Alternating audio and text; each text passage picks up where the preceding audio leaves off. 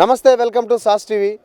ఏపీలో అతి త్వరలో ఎలక్షన్స్ జరగబోతున్నాయి. అయితే రాజకీయ పార్టీలు మాత్రం అధికారం చేజిక్కించుకోబోయేది మేమంటే మేము అంటూ పోటాపోటీగా ప్రచారం నిర్వహిస్తున్నాయి.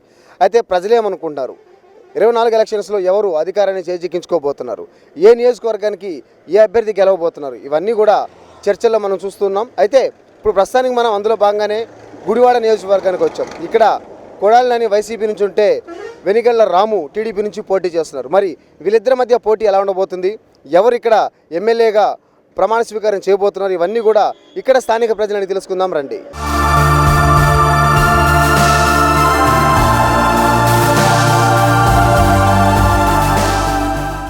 జగన్ గారు వస్తారండి. ఈ 5 years ఎలా అనిపిస్తుంది? 5 సంవత్సరాలు ఎలా ఉంది? ఈ సంవత్సరం బాగానే ఉంది. ఎలా చెప్తా బాగుందని? ఏముంది అంటే ఈ అమ్మబడి ఈ స్కూల్ పిల్లలకి బాగా చేశారు. ఈ దెబ్బ బాగానే ఉంది. మరి టీడీపీ, జనసేన, బీజేపీ అంతా కలిసి వస్తున్నారు కదా జగన్ని. ఏమవదు, ఏమంతా వచ్చినా ఏమవదు, సింగిల్గానే వస్తాడు. పర్లా బాగుంది. ఎలా చెప్పగలరు? వస్తుందండి, సింగిల్గా వస్తాడు, చాలు కొడతాడు సీటు మొత్తం. ఇక్కడ ఈ గుడివాడకి సంబంధించి కొడాలి నాని గారు గెలవచ్చా, రాము గారు గెలవచ్చా? కొడాలి నాని గారు అంతకుముందు కొడాలి నాని బాగానే ఉన్నారు. సో ఓవరాల్గా చూసినట్లయితే మీకు ఏమనిపించింది సార్ గవర్నమెంట్ రూలింగ్ చూసి?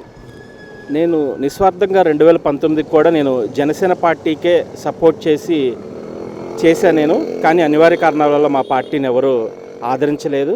అయినా సరే ఈ పార్టీ 151 సీట్లతో అద్భుతమైన మద్దతు, ప్రజా మద్దతు కూడగట్టుకొని, అయినా ప్రజా మద్దతు కూడగట్టుకున్నా సరే ఈ ప్రభుత్వం అనేది ప్రజల ఆదరణ పొందలేకపోయింది. కేవలం సంక్షేమంతో ఎంతసేపు ఈ రాష్ట్రాన్ని నడిపించడం చూస్తున్నాము. అది ఎంతవరకు సమంజసమో, యువకుడైన జగన్మోహన్ రెడ్డి ఇటువంటి పరిపాలన చేస్తాడని నేను నా కల్లో కూడా ఊహించలేదు. ఇది వారి విజ్ఞతకే వదిలేస్తున్నాము. ఎంతసేపు వారి మంత్రివర్గం, వారి సహచర మంత్రిమండలి ఎంతసేపు కూడా మా పార్టీ నాయకుల్ని, అదర్ పార్టీ నాయకుల్ని ఎంతసేపు విమర్శించడం, వాళ్ళని పనిగట్టుకొని వాళ్ళ మీద దూషణలు చేస్తూనే ఎంతసేపు ఈ పరిపాలన సాగించారు తప్ప సంక్షేమాన్ని ముందుకు నడిపిస్తూ అభివృద్ధిని వెనక తోశారు. ఈ గుడివాడ నియోజకవర్గం కూడా చాలా వరకు వెనకబడిపోయి ఉంది. మేము మార్చుకుంటాం దాన్ని మేము ఆశిస్తున్నాము. ఖచ్చితంగా మేము రాము గారే వస్తారనుకుంటున్నాము. పార్టీలు పనిచేసినా చేయకపోయినా రూలింగ్ అనేది సజావుగా దూషణ లేకోకుండా అర్థవంతమైన చర్చలు జరుగుతూ, అర్థవంతమైన శాసనసభలో నాయకులు ప్రవర్తించే ఏ నాయకుడికైనా మేము హుందాగా నడిపిస్తాం, మేము గెలిపిస్తాం కూడా. వారిని ముందుకు తీసుకెళ్తాము. వాళ్ళని మేము మా ఒంటి చేతిపై గెలిపించుకుంటామని మేము ఖచ్చితంగా చెప్తున్నాము. ముఖ్యంగా ఎవరూ కూడా దూషణలు చేయకోకుండా శాంతియుతంగా చర్చోపచర్చలు జరిగే విధంగా ఏమి చెప్పాలనుకున్నారో సున్నిత విమర్శలు చేస్తే మాత్రమే మేము హర్షిస్తాము. మా పార్టీలో కానీ ఇతర పార్టీలో కానీ ఎటువంటి లోపాలు ఉన్నా మీరు మాకు చెప్పండి, మేము సరిదిద్దుకుంటాం.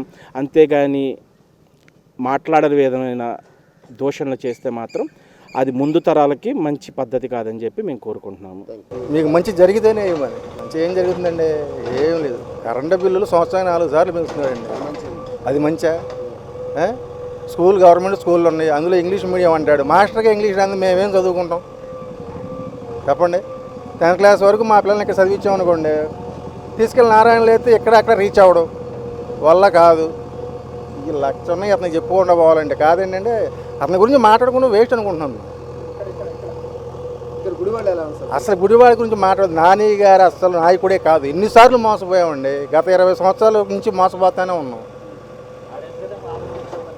అది కాదండి, అతను చేసే ఉద్దేశం లేదు. ఏదో డబ్బులు ఎత్తా టయానికి వస్తున్నాం, గెలుస్తున్నాం. ఇందిరాగాంధీ ఏదో ఒక మాట ఉంది, గొర్రెలు అందరూ ఆంధ్రప్రదేశ్లో ఉన్నారు. ఆంధ్రప్రదేశ్లో లేదు, ఆంధ్రప్రదేశ్లో గుడివాడలో ఉన్నారు గొర్రెలు. వాస్తవం చెప్పాలంటే నేను ఇంతవరకు 20 సంవత్సరాల కింద లారీకి వెళ్ళేవాడిని. అప్పుడు బాగా వర్షాలు, ఓ మాదిరి వర్షం పడితే గుడివాడలో జిల్లు ఉండేది, నీళ్ళేమి నిలబడే కాదు. ఏలూరు మొత్తం మునిగిపోయేది ఓ మాదిరి వర్షానికి. గుడివాడ గురించి గొప్పగా ఫీల్ అయ్యేవాడు నేను. 20 సంవత్సరాలు మనోడు కాలు పెట్టాడు. మొత్తం జల్లు పడితే ఇక్కడ మునిగిపోతుంది, అక్కడ భారీ వర్షం పడితే నీళ్ళు ఉంటుందా. మాకు తెలిసి రోడ్డు మీద తిరుగుతున్నా కూడా మాకు తెలుస్తుంది. దారి గురించి అంటావా ఇలా చెప్పక్కర్లా, వీళ్ళు పట్టించుకోరు. పాలన ఏం బాగోలేదండి, ఏం బాగాలే. పథకాలు అనవసరం. ఎందుకంటే పథకాలు ఎవరికి ఉపయోగం ఏముంది? అదే బ్రాంతి ఇస్తున్నాడు, ఇట్లా ఆగుతున్నాడు, అటు ఇస్తున్నాడు. ఏంటి సుఖం ఏంటి? అమ్మఒడి అంటాడు, నాన్నఒడి అంటాడు. ఎందుకు వచ్చింది ఇవన్నీ? ఇంతమంది ముఖ్యమంత్రులను చూసేవాడిని, ఈ ముఖ్యమంత్రి అసలు ముఖ్యమంత్రి అసలు చూడలేం మేము. అది ఏమో ఏం జరుగుద్దో. ఈయన మాత్రం మళ్ళీ గెలిస్తే ఎక్కడి నుంచి వెళ్ళిపోయి ఏ చెన్నై వెళ్ళి వాచ్మెన్ పని చేసుకోవాలి మేము. అది కానీ వాళ్ళు బాగా ధీమాగా ఉన్నారు సార్. వాళ్ళు ధీమాగా ఉంటారండి. నేను ధీమాగా ఉంటాను. నేను ఎమ్మెల్యే వేసాను, నేను ధీమాగా ఉంటాను, నేను గెలుస్తానండి. ఎవరికైనా సరే ఉంటుంది ధీమా ఎందుకు మనకి? సో ప్రజలు సపోర్ట్ కావాలంటారు. ఈసారి వైసీపీ ప్రజలు సపోర్ట్ లేదంటారా? తక్కువ అండి, తక్కువ. అది ఈ మీ గుడివాడ నియోజకవర్గానికి వస్తే ఎలా ఉంది? నాని గారికి సపోర్ట్ ఎలా ఉంటుంది? రాము గారికి ఎలా ఉంటుంది? రాము గారికే ఉంది. నిన్న గుంటకోడు వచ్చాడు, మా ఊరు వచ్చాడు, బ్రహ్మరథం పట్టారు జనం. నిన్న గుంటకోడు వచ్చాడు, మేము వాళ్ళంతా తిరుగుతున్నాము. నాని ఈ గుడివాడలో ఏమైనా ఉంది కానీ విలేజ్లు 3 మండలాలు వెళ్ళిన పాపం లేదు.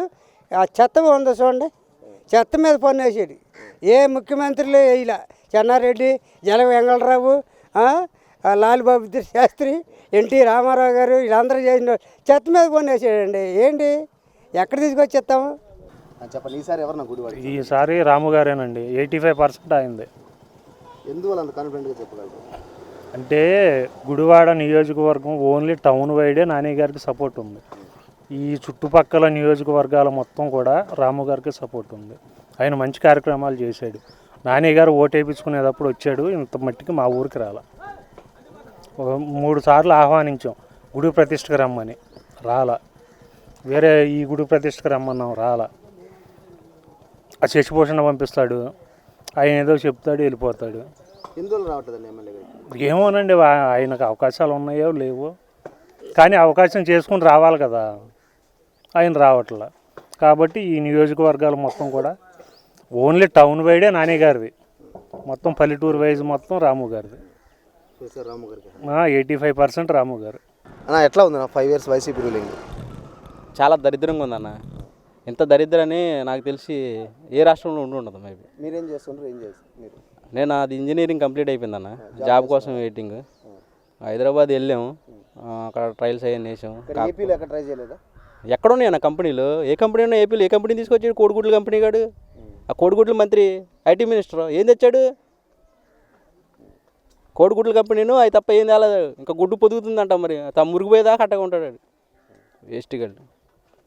ఎందుకన్నా వీళ్ళందరూ తలకాయ కొట్టుకుంటాకి? అసలు ఓట్లు ఎందుకు వేసారు ఈ జనాలకు? పిచ్చలు కాకపోతే ఈ జనాలు వాళ్ళు ఓట్లు ఎందుకు వేసారు అసలు? ఏంటి వాళ్ళు? కోడిగుడ్డు పొదిగిందంట, మరి అది పిల్లాడితో మురిగిపోతుందో తెలియదు. ఆ మురిగిపోయిన వాటికి మనం ఉండాలి. మళ్ళీ వాళ్ళు మంచి ధీమాతో ఉన్నారు కదా, ఖచ్చితంగా మేమే వస్తారు. ఎందుకు రారు? ఇట్లాంటివన్నీ చేసిన వాళ్ళు వాళ్ళే వస్తారు. మరి ఉద్యోగాలు తెచ్చారుగా, 15 దగ్గర 1500 కంపెనీలు తెచ్చారు, 15 లక్షల మందికి ఉద్యోగాలు ఇచ్చారు. మరి వాళ్ళే వస్తారు. కొడాలి నాని గారు ఎలా ఉంటారు? కొడాలి నాని గారు ఉన్నారు అసలు? లేరు కదా. ఎమ్మెల్యే కదా? మాకు తెలియదు అన్న, ఇక్కడ ఎమ్మెల్యేనే ఎవరు తెలియదు. మరి ఎప్పుడు రాలా, మరి మా ఊర్లో కానీ ఎప్పుడు రాలే ఇంతవరకు. అప్పుడెప్పుడు పోయినసారి 2019 ఎలక్షన్లో వచ్చారు, అప్పుడెప్పుడు కనపడ్డారు. గడ్డ వేసుకుంటాడు ఆయననే. మాకు తెలియదు అన్న, రాలమ్మ, చూడలేదు అసలు ఇంతవరకు.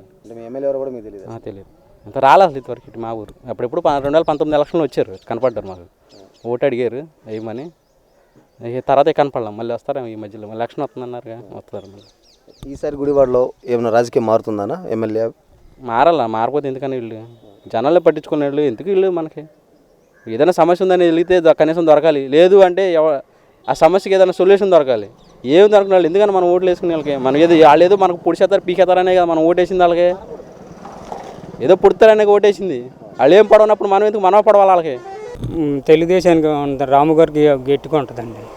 ఎందువల్ల అంటారు? అంటే ఆయన కొత్తగా వస్తున్న వ్యక్తి కదా, మరి కొత్తగా వచ్చినా ఆయన కొద్దిగా పనులు చేస్తాడు, నమ్మకం ఉంది మాకు. మరి నాని గారు ఇన్ని సంవత్సరాలు చేంజ్ చేయలేదు. సంవత్సరాల నుంచి ఏం పని చేయలే, మట్టుకు తోలుకుపోయాడు. మరి మీరేం అడగలేదు? అడిగినా అన్నాడు, మా ఇష్టం మీ శాసనం చేసుకోమన్నాడు. ఏ ఆఫీసర్ దగ్గర ఏ ఆఫీసర్లు కూడా పట్టించుకోవాలి. మరి ఆచమంటే దుర్మార్గుడు. మరి ఉన్నాడు, ఏం చేయలే అసలు, ఏం చేయలేదు. ఒకసారి 2 సార్లు వచ్చాడు, ఒకసారి 2 సార్లు వచ్చాడు అనుకుంటా. ఏదైనా మా సచివాలయం ఓపెనింగ్కి, అది ఇల్లు ఓపెనింగ్ ఇచ్చినప్పుడు వచ్చాడు జగన్. అంతే, ఆ 2 సార్లు వచ్చాడు. ఏమి ఈ చేయలే. మధ్యకాలంలో మీ ఎమ్మెల్యేని మీరు 2 సార్లు చూశారు అంతే. అంతే అంతే 5 సంవత్సరాల్లో మరి అంత దుర్మార్గుడు చూడు మరి. 91, 98లో ఎన్టీఆర్ గారు, నందమూరి తారక రామారావు గారు అప్పుల్లో డ్రైవర్కి ఒక వేట ఇచ్చాడు.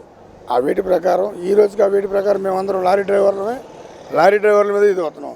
అలాంటిది లారీ డ్రైవర్లకు ఎటువంటి అవకాశాలు లేవు, ఎవరు పట్టించుకోవాలి. డ్రైవర్ అంటే చిత్తగత్తి కుక్కలా చూస్తున్నారు. ఇంకోటి ఏంటంటే డ్రైవర్ మనోభావాలు కూడా దెబ్బతీయడానికి కూడా రెడీగా ఉన్నారు. ఆ గవర్నమెంట్లే పిఎం మొన్న అమిత్ షా కొత్తగా రూల్ ఒకటి పెట్టాడు. ఏంటంటే బండి కింద పడిన వాళ్ళకి, యాక్సిడెంట్ అయిన వాళ్ళకి 10 లక్షల రూపాయలు జరిమానా, 7 సంవత్సరాలు జైలు అన్నాడు. ఈ 7 సంవత్సరాల జైలు, 10 లక్షల జరిమానా అంటే డ్రైవర్ ఫ్యామిలీలు ఎలా పోతారు? ఒక విధంగా డ్రైవర్ ఫ్యామిలీ బతకాలంటే ప్రతి ఒక్కరూ అనుకూలంగా మనస్తాపం లేకోకుండా హ్యాపీగా ఎంజాయ్ చేయాలన్నా, రైతుకి దేశానికి వెన్నెముక రైతు అయితే ఆ రైతు పండించిన పంట బయటికి తీసుకొచ్చి డ్రైవర్ బయట పెడతాడు. రైతు కన్నా ఎక్కువ డ్రైవర్ ఎక్కువ ఆధారం.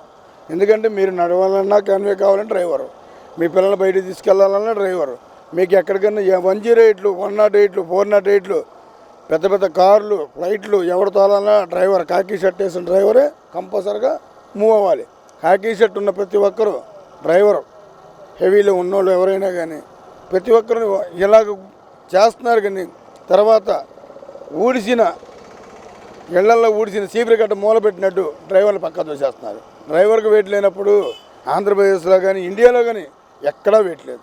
ఈ అమిత్ షా చేసిన ఈ పథకం రద్దు చేయాలని కోరుతూ టోల్ ట్యాక్స్ తగ్గించాలని ఒకటి, ఇంకోటి లేబర్ ట్యాక్స్ తగ్గించాలి, ఇంకోటి రాష్ట్ర రవాణా శాఖ వ్యవస్థలో పర్మిట్లు చాలా వరకు తగ్గించాలి. మన కిస్తీలు కట్టలేక చాలామంది సోదరులు డ్రైవర్లు కానీ మొన్నటి వరకు కార్లు, లారీలు కొన్న వాళ్ళు కూడా ఈరోజు మళ్ళీ డ్రైవర్ ఉద్యోగాలు చేసుకోవాలి. ఎందుకంటే రవాణా శాఖ వాళ్ళు టోల్ గేట్ ప్లాజా పెంచడం, ట్యాక్సులు, గ్రీన్ ట్యాక్స్ అంతకుముందు ఎక్కడో 200-300 రూపాయలు గ్రీన్ ట్యాక్స్ ఉన్నదాన్ని ఇవాళ గవర్నమెంట్ దాదాపు 15,000, 10,000, 12,000 అంటున్నారు. ఆ 12,000, 15,000 ఎవరు కట్టుకుంటారు? సామాన్య ప్రజలు. లారీలో మిగిలేదంతా బాగా తోలితే నెల మొత్తంలో 30,000లో అన్నీ పోను, ఇంటి సమస్యలు అన్నీ పోను 2,000 మిగులుతుంది. 2,000 వాండరే తింటాడా, డ్రైవర్కి ఇవ్వాలా?